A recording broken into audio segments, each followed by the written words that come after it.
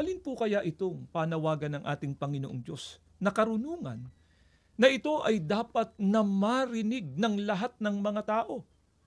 Sapagkat meron nga po itong malaking kinalaman para ang tao'y maligtas pagdating ng araw ng paghukom.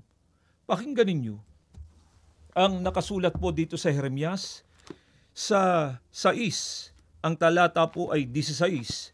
Ganito ang pagtuturo sa atin ng Biblia.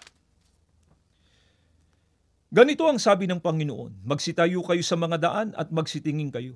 At ipagtanong ninyo ang mga dating landas kung saan nandoon ang mabuting daan at magsilakad kayo roon at kayo'y makasusumpong ng kapahingahan sa inyong mga kaluluwa.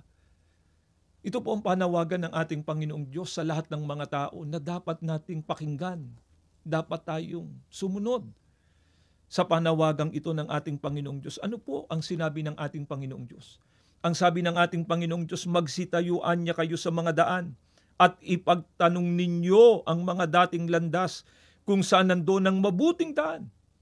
Ano ang dapat gawin ng tao pagka nalaman na kung alin yung pinakamabuting daan? Ang sabi ng Diyos, magsilakad kayo roon. Sapagkat ayon na rin sa ating Panginoong Diyos, kayo anya'y makasusumpong ng kapahingahan sa inyong mga kaluluwa.